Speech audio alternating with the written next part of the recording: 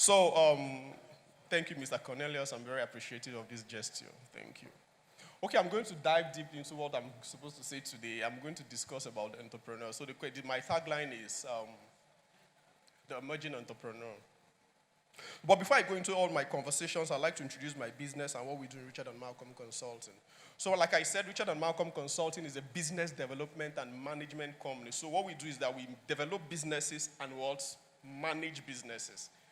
So as a business development company, we have what we call our core values or our cardinal points. So number one of those cardinal points is that we value the organization. Right? So we value the organization. Because I'm talking to business people today, I'd like you to bring your ears down. Understand what I'm saying based on what I've done in my own business. So you can copy it and do it in your business. This is very important. Okay? Now we have 4 cardinal points, our focus points. One of the focus points is what we call the organization. Why the organization? We strongly believe in Richard and Malcolm Consulting that the organization is what we call the societal determinant. Every organization is called what? A societal determinant. What does it mean? It simply means that if we have 100 organizations in River State, or we have 50 organizations in River State, how those organizations are run has an impact on how River State will behave. Do you agree with me? If we have poor organizations in River State, if we have thieving organizations in River State, if we have stealing organizations or lying organizations in River State, the economic climate of River State is going to be that of cheats. That is how it is. So we have a focus on organizations. We say that every organization is called its societal determinant. So how they are run has an influence on how the society behaves. Now, if I'm working in Zandoni, because Zandoni is an excellent organization, automatically I will imbibe the spirit of excellence in what I do. Right? Now, when I imbibe that spirit of excellence and I go home, automatically in every sphere of my life, I would like to write that spirit of excellence that I've learned in Zandoni in whatever I do. And my children are going to cultivate that habit of excellence. My wife is going to become an excellent person. And when they go to school or when they meet people outside, they will radiate what? Excellence. So as a business person, you ask yourself, what am I radiating? Now, number 2 that we focus on is what we call the entrepreneur. That is you that is seated down here. Or 80% of the people seated down here. We have a focus on you. We strongly believe that every entrepreneur is what we call organizational influencer. Because automatically you are influencing other people's lives, whether you like it or not. So the moment you tell yourself, oh, I want to become an entrepreneur or I'm a business leader, just know inside your consciousness that you are what? An influencer. Why? Because you're going to hire people that will work with you. That's what they call brand personalization. Your business will not be far from who you are. Your business will never be far from you, who you are. So the people that came here to do pitching, you have to understand yourself. Ask yourself, what do I want to put out there? What do I want people to know my business as?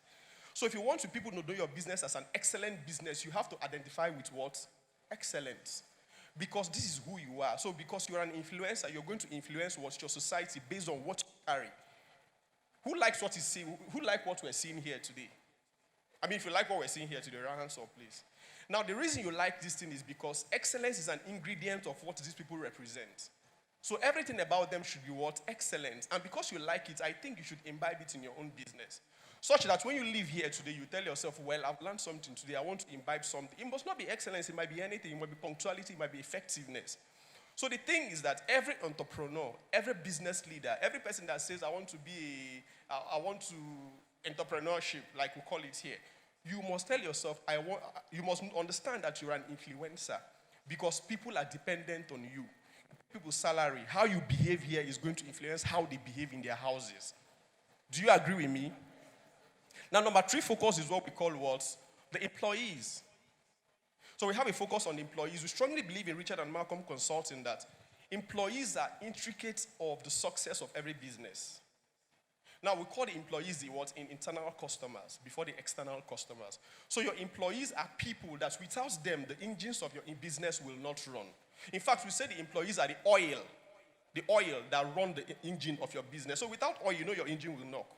Without oil, your car will knock. So without your employees, we understand that without these critical people, your business will not thrive.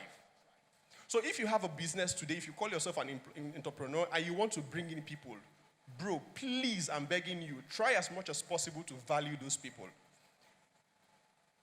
You like what is happening here. You see the success of Zandoni because the people values what? Their people. Do you agree with me? They value their people. See what they are doing. See what their people are doing here. See the kind of excellence they are exuding here. And you're liking it. It is because the CEO at the top values his people. So he has given them the chance to shine. He has given them the chance to glow. So in the long run, if you tell yourself, I want to become an entrepreneur, please, in your consciousness, understand that your people must be treasured. Your people must be valued. They must be cared for. They must be loved. It is not in this part of the world where we say, I don't send them now. If you come out, I will go employ another person. No. Already, you're eroding the stigmatization of your brand. Because once people continuously leave your business, ask yourself, people ask, what kind of people are these? Why is it that people come here and in the next 2 months they are leaving? You don't want that for your business, do you? You don't want that. And in a grand scheme of things, people will begin to sell your business, not in the good light, in the atmosphere, in the society. People begin to say, this business, people they go, people need this company, people they go here, people need to they stay. I beg, I no one go work there. Already, you're creating what we call brand reputation, bad reputation in your business. So you don't want that in your business. So understand that your people are very important. Forget what people are saying out there that, if you come out, just go hire another person. No, you don't want that. No. Treat your people very well. Care for them such that they don't want to leave. Then number 4 is that we say your customers are very pregnant. Who does business here without customers? Nobody. Because customers are the most important factor. Customers are one of the first factors that you consider before starting up the business. Is it true? So your customers are very important to the life of your business. Your customers are seriously important. And because we are all here, trust me, we are all customers of Zandoni now. And I'm sure that anytime from now, we'll start doing businesses with them. True? We'll start buying land. We'll start investing with them. So please understand this consciousness that your customers are very important. And everybody here are customers. So number 1 is that we value what? The organization. Number 3 is, number 4 is, now these are our core focus. So you can begin to develop your own core focus and ask yourself, what are my core focus in my own business? So let's dive deep into what we want to do today. Entrepreneurs. Why entrepreneurs? Why? Why not doctors? Why not, name them, but entrepreneurs? Now, entrepreneurs are what? The lifeline of every society, whether you like it or not. If you check out the statistics of entrepreneurs in Nigeria today, you realize that we are what? The bane. We are the most important people in the society. Without entrepreneurs, you will not have Jevinix, would you? Without entrepreneurs, you will not have Zanoni, would you? You will not even have Shell. So you that says, I want to go and work with Shell, I want to go and work with Ajib, understand that that is a business somebody has developed over the years. And that business has been standing. You want to work with Ajib, that's a business.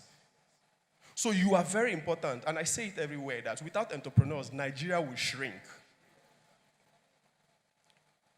People say politics and politics and politics. I ask them, how many politicians are there in River State?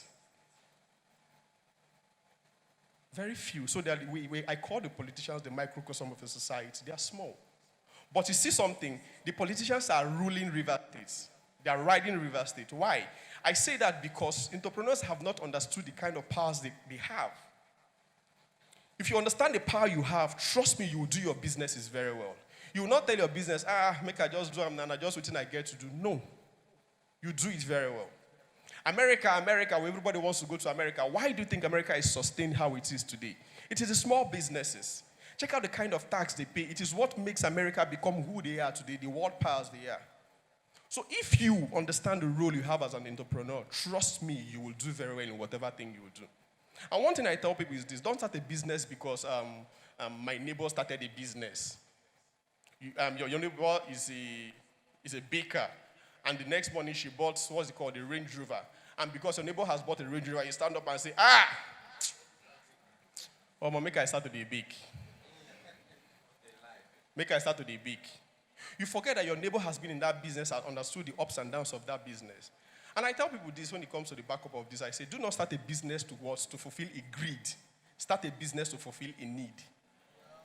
It is very important. This part of the world, many of us start businesses to fulfill our greeds. And that's not what you want to do.